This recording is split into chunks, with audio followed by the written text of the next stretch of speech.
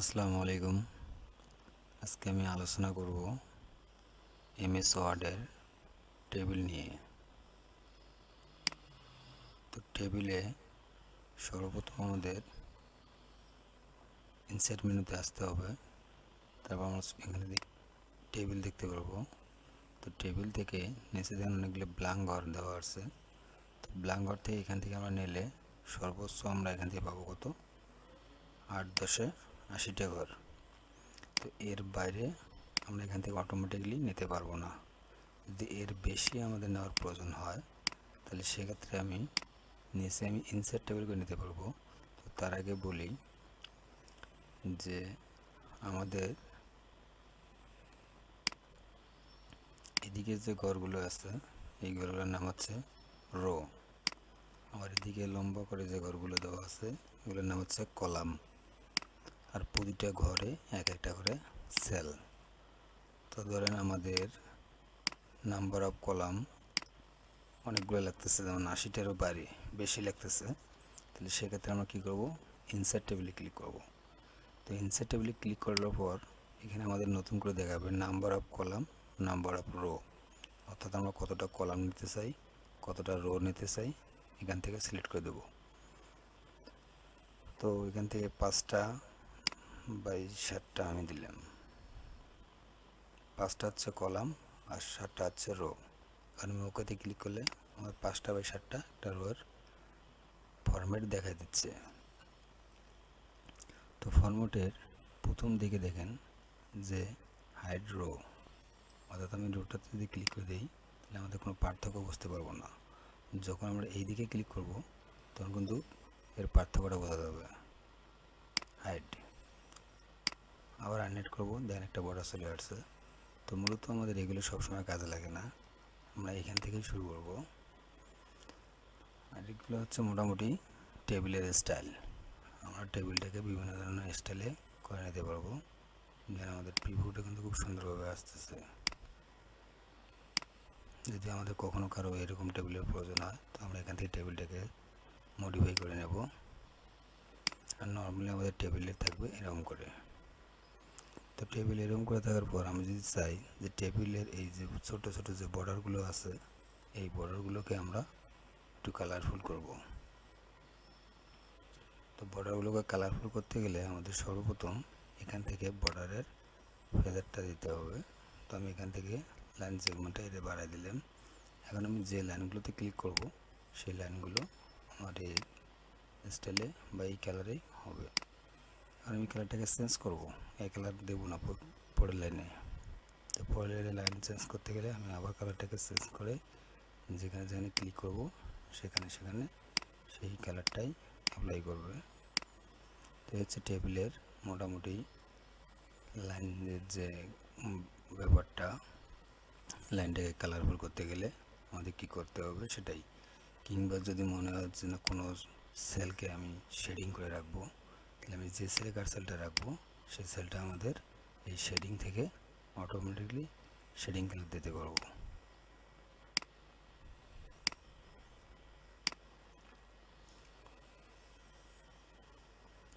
তো এইভাবে আমাদের টেবিলটা আমরা আমাদের মতো করে সাজিয়ে নেব। আর বাকি হচ্ছে ইনসাইডের ভেতরে যে টেবিলটাতে আমি ক্লিক করছিলাম,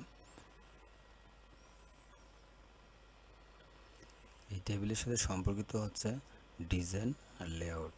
তো আমি মূল কাজটা হচ্ছে আমাদের লেআউট অপশনে। তো লেআউট অপশনে আসার পর দেখেন প্রথমে একটা অপশান আছে সিলেক্ট টেবিল। তো আমি যদি এখানে ক্লিক করি তাহলে আমাদের মোটামুটি 4টি অপশান দেখাচ্ছে। সিলেক্ট সেল, অর্থাৎ আমি কিছুক্ষণ আগে বলছিলাম যে প্রতিটা ঘরে হচ্ছে আমাদের এক একটা করে সেল।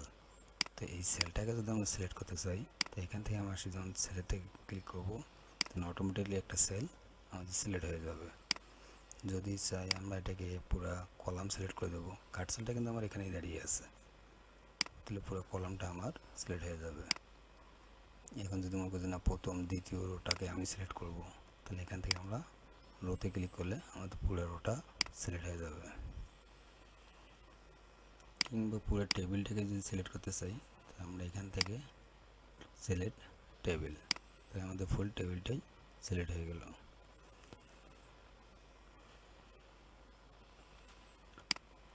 তো সিলেক্টের বিষয়টা আমরা আরোভাবে করতে পারি।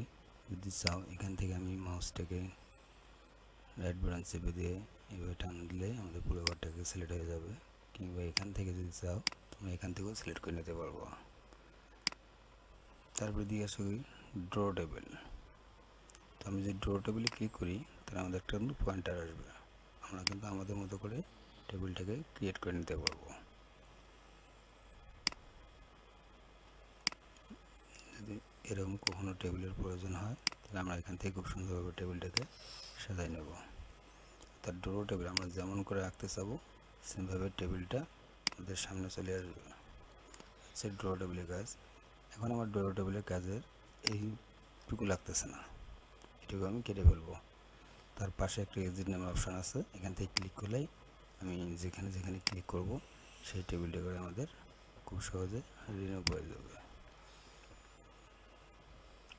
তার পাশে একটা আছে ডিলিট নামের অপশান, তো আমি ডিলিট, তো আমি এখান থেকে এই সেলগুলোতে লাস্ট যে সেলটা আমার এই সেলটার প্রয়োজন নেই।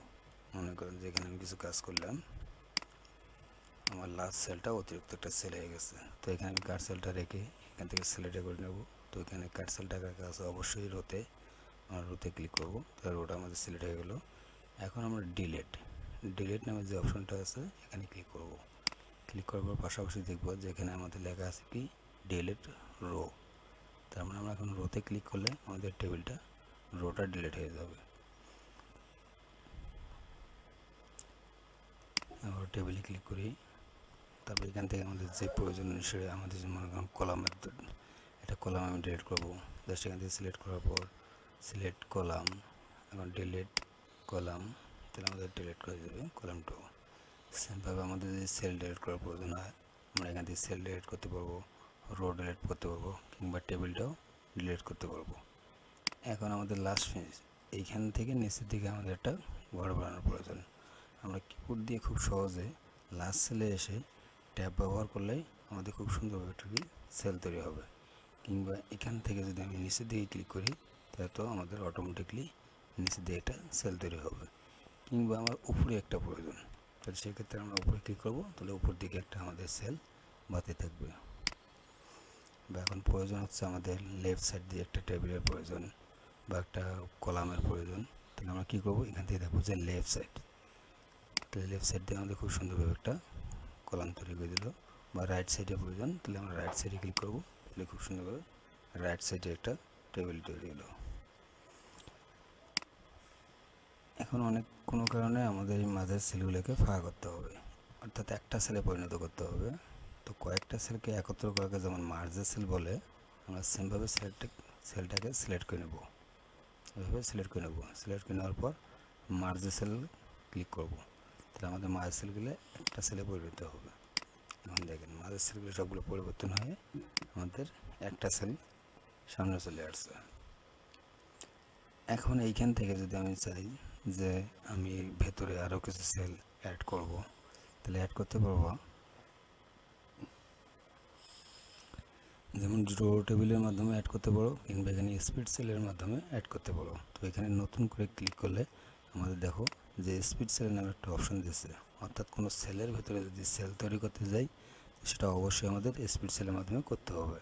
তো এখানে দেখো number of column, number of rho, অর্থাৎ আমাদের কতটা রো কতটা কলামের প্রয়োজন এখান থেকে আমরা সিলেক্ট করে দিয়েই ওকে করবো। আমি বাড়াইলাম না, 2টা বাই 1টা, 2টা কলাম একটা রো ভাবে জাস্ট ওকে করলাম, তাহলে এখান থেকে দেখো 2টা কলাম একটা রো আমাদের অটোমেটিকলি চলে আসলো।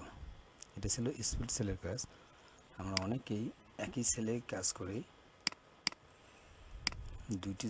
দুইটি টেবিলের কাজ একটা টেবিলেই করে থাকি। তো একটা টেবিলে যদি করে থাকি তাহলে আমরা 2টি টেবিলকে ভাগ করব কীভাবে, অর্থাৎ এখান থেকে বাড়িয়ে নিলাম, কিবোর্ডের ট্যাব ব্যবহার করে আমি সেলগুলোকে বাড়িয়ে নিচ্ছি।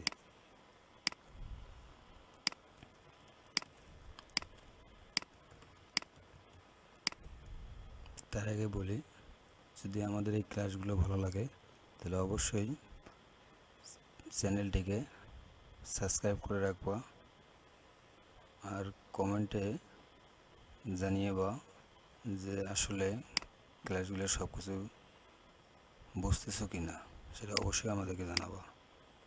কারণ তোমাদের উপরেই নির্ভর করতেছে আমাদের এই চ্যানেল, যে আমরা চ্যানেলটা কীভাবে পরিচালনা করব বা ভিডিওগুলো ভালো হচ্ছে না বুঝতে অসুবিধা হচ্ছে, অবশ্যই আমাদের চ্যানেলে সেটা কমেন্টের মাধ্যমে জানিয়ে দেব। তো আমরা এখন এই চ্যানেলটা এইটাকে ভাগ করব, এই টেবিলটাকে দুইটি টেবিলে পরিণত করব। তো আমাদের এই একটা সেলের মাঝে ক্লিক করে আমরা সেল অর্থাৎ স্পোর্টটা বলে ক্লিক করলে আমাদের এটা দুইটা সেলে পরিণত হবে। অর্থাৎ আমরা এখান থেকে আলাদা একটা টেবিল ভাগ করে নিলাম, আবার এখান থেকে আলাদা একটা টেবিল। আমরা খুব সহজে এটাকেও সরাইতে পারবো, আবার চাইলে এখান থেকেও সরাইতে পারবো। আবার যদি প্রয়োজন না হয়ে থাকে আমরা দুটি সেলকে আবার একটা করতে পারবো। সেটা আমরা খুব সহজেই কিবোর্ডে শিখছিলাম, কন্ট্রোল জেডের মাধ্যমে খুব সহজে এটাকে আগের মতো করে নিয়ে আসতে পারবো। তো এখন কন্ট্রোল জেড করবো, খুব সুন্দরভাবে আমাদের আগের মতো করে জয়েন্ট হয়ে যাবে।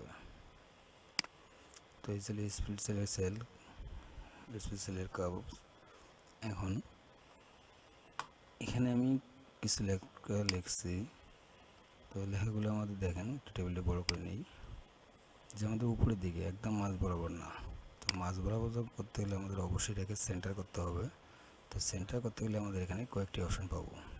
সেন্টার একদম যদি পুরো টেবিলের যে সেলের মাঝখানে নিতে চাই, আমরা মাঝটাতে ক্লিক করবো, তাহলে আমাদের একদম মাঝ বরাবর, অর্থাৎ প্রতিটা সেলের একদম মাঝ অংশে বসবে, চতুর্থ সাইড দিয়ে আমাদের সমানভাবে দেখা যাবে। যদি আমি লেফট সাইডে ক্লিক করি তাহলে লেফট সাইডে, বা লেফট সাইডের উপরে অংশে যাই তাহলে উপরে অংশে চলে যাবে আর কি। আমাদের পিভিউটা এখান থেকে আমরা দেখে নেব, আমাদের যার যেমনটা লাগে আমরা সেমভাবে এটাকে করে নেব।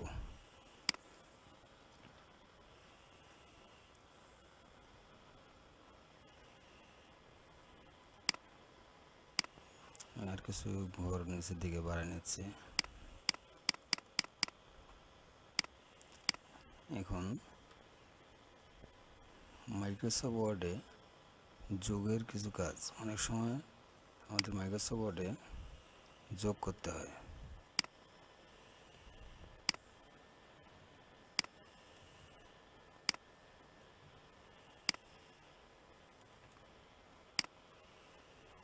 একটি ঘর বাড়ি নেই,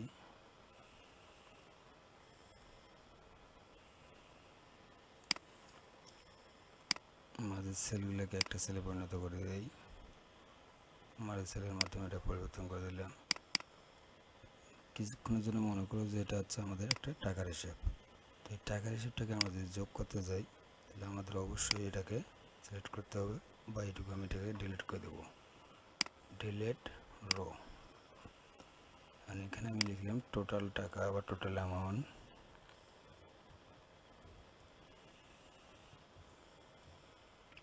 এবার এখানে আমাদের কত টাকা আছে এই মুহূর্তে আমাদের যদি যোগ করতে যাই তাহলে অবশ্যই একটা ক্যালকুলেটারের প্রয়োজন। তো আমাদের ক্যালকুলেটার ছাড়াই এটাকে আমরা খুব সুন্দরভাবে যোগ করে নিতে পারবো ফর্মুলার মাধ্যমে। জাস্ট ফর্মুলাতে ক্লিক করব, তাহলে খুব সুন্দরভাবে আমাদের একটা ফর্মুলার একটা অপশন বের হয়ে আসবে। তো এখান থেকে জাস্ট করে আমরা ওকেতে ক্লিক করলে আমাদের টোটাল যে অ্যামাউন্টটা সেই অ্যামাউন্টটা আমাদের এখানে যোগ হয়ে গেল।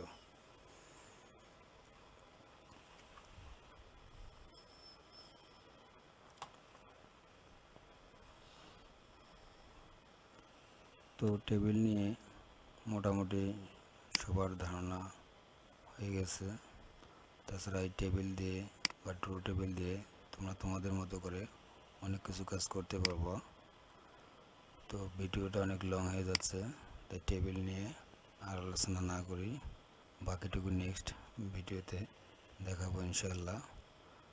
আর যারা কারিগরি শিক্ষা বোর্ডে বেসিক কোর্সে অ্যাডমিশন হয়েছে তাদের উদ্দেশ্যে বলতেছে যে আমাদের এই টেবিলের প্রয়োজনটা অনেক বেশি, বা আমরা যে কোনো কাজ করতে গেলে আমাদের টেবিলের প্রয়োজন হবেই।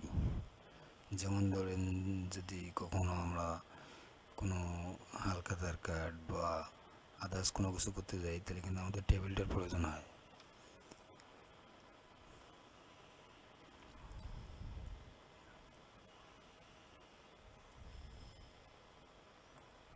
আর তাছাড়া এই টেবিলের ডিজাইনের মধ্যে কিন্তু আমাদের অনেকগুলো ডিজাইন পাবো আমরা এখান থেকে। এটা কিছুক্ষণ আগেই বলছিলাম, যদি আমি টেবিলটাকে এই ডিজাইন করে দিই তাহলে টেবিলটা আমাদের এই ডিজাইন হয়ে যাবে।